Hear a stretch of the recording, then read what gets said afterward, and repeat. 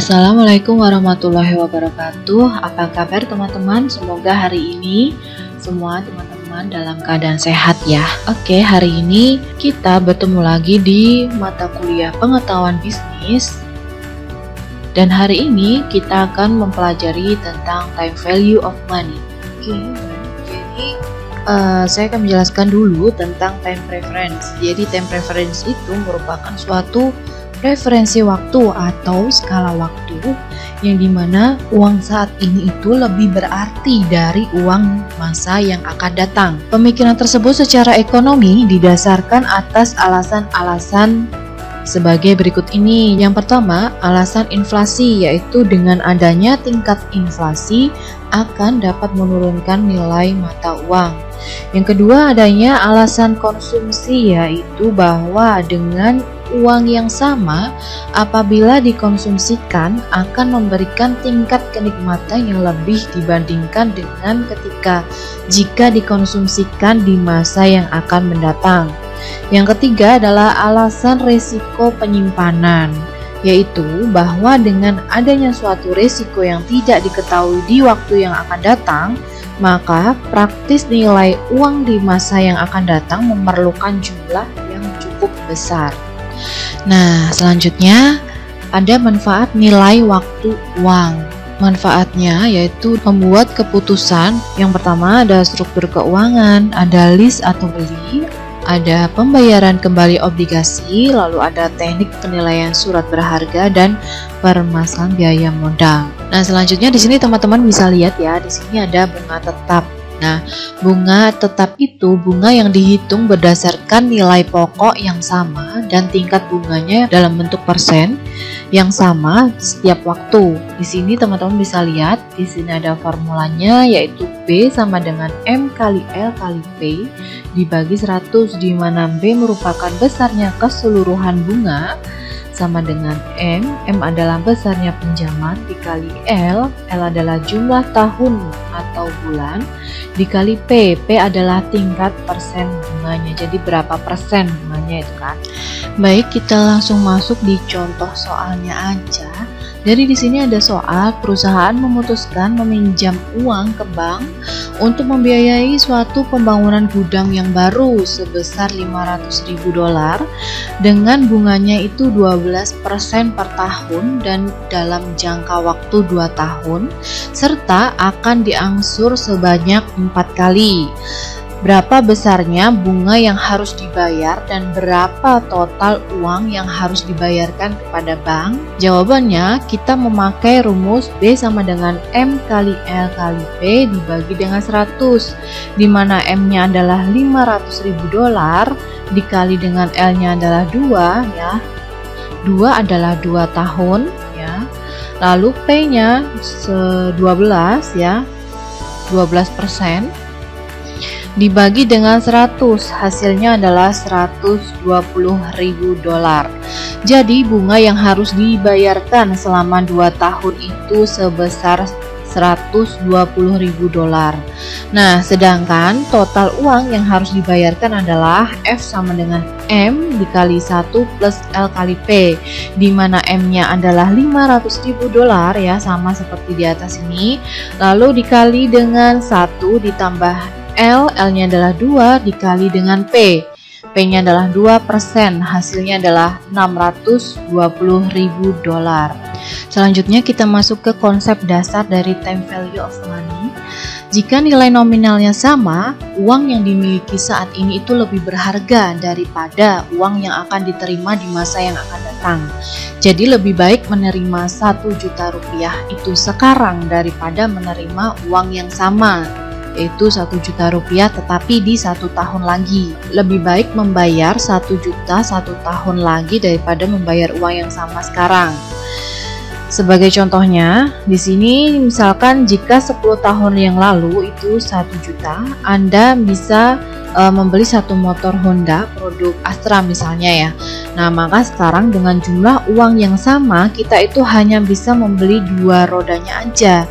10 tahun kemudian uang 1 juta mungkin hanya bisa untuk membeli helm motor saja gitu kan. Jadi intinya di sini adalah lebih baik sekarang itu kita mempunyai uang 1 juta sekarang daripada menerima 1 juta di misalkan tahun yang akan datang gitu kan. Karena di sini adalah konsepnya time value of money, di mana uang yang sekarang itu lebih berharga daripada uang yang akan datang.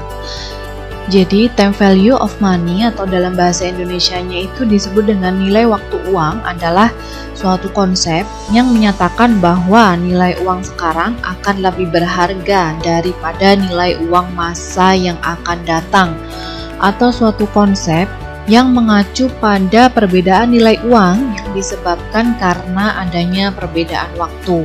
Dalam memperhitungkan baik nilai sekarang maupun nilai yang akan datang, maka kita harus mengikutkan panjangnya waktu dan tingkat pengembalian. Maka konsep time value of money itu sangat penting dalam masalah keuangan, baik itu untuk perusahaan, lembaga maupun untuk individu. Dalam perhitungan uang, misalnya nilai Rp1.000 saat yang diterima saat ini itu akan lebih bernilai dan lebih tinggi jika dibandingkan dengan nilai 1.000 yang akan diterima di masa yang akan datang. Hal tersebut sangat mendasar karena nilai uang akan berubah menurut waktu disebabkan adanya banyak faktor yang mempengaruhinya, seperti adanya inflasi, adanya perubahan suku bunga, adanya kebijakan pemerintah dalam hal pajak, suasana politik, dan lain-lain. Manfaat time value of money itu sendiri adalah untuk mengetahui apakah investasi yang dilakukan dapat memberikan keuntungan atau tidak. Jadi time value of money itu berguna untuk menghitung suatu anggaran. Jadi dengan demikian investor dapat menganalisa apakah proyek tersebut dapat memberikan keuntungan atau tidak, di mana investor itu lebih menyukai suatu proyek yang memberikan keuntungan setiap tahun dimulai dari tahun pertama sampai tahun berikutnya. Maka sudah jelas time value of money itu sangat penting untuk dipahami oleh kita semua dan sangat berguna serta dibutuhkan untuk kita menilai seberapa besar nilai uang masa kini dan akan datang.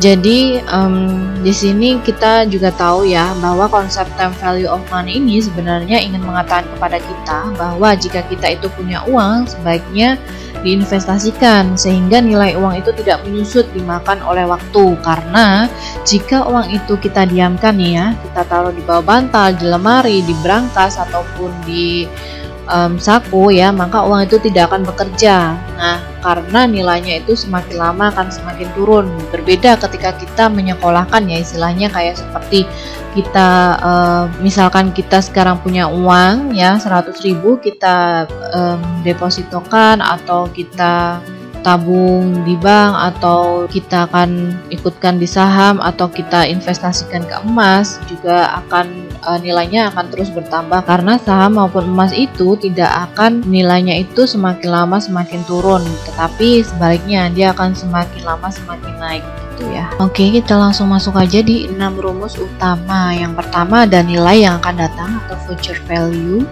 Yang kedua ada nilai sekarang atau present value. Yang ketiga ada nilai yang akan datang dari anuitas atau future value of an annuity. Lalu ada nilai sekarang dari anuitas, present value of an annuity. Lalu ada anuitas angsuran hutang. Yang terakhir ada anuitas cadangan penggantian. Baik, kita akan bahas satu persatu dulu. Yang pertama adalah nilai yang akan datang atau future value. Selanjutnya nilai yang akan datang dari anuitas. Anuitas itu sendiri merupakan rangkaian atau seri pembayaran atau penerimaan uang yang dimana jumlahnya, periode, serta tingkat bunganya itu sama selama jangka waktu tertentu.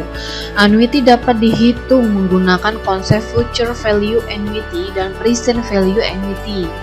Jadi nilai yang akan datang dari anuitas merupakan nilai uang yang diterima di masa yang akan mendatang dari sejumlah uang yang disimpan sekarang dengan tingkat bunga tertentu. Karakteristik dari nilai uang yang akan datang adalah kemungkinan jumlah uang yang dimiliki seseorang itu menjadi berlipat ganda. Future value annuity merupakan suatu hal yang dimanfaatkan untuk mencari nilai dari suatu penjumlahan tahun yang akan datang dari jumlah yang diterima sekarang pada waktu yang sudah ditentukan, atau dengan kata lain, penjumlahan dari future value. Selanjutnya ada nilai sekarang dari anuitas. Nilai sekarang dari anuitas itu merupakan jumlah yang harus diinvestasikan itu sekarang untuk menjamin pembayaran yang diinginkan di masa yang akan datang.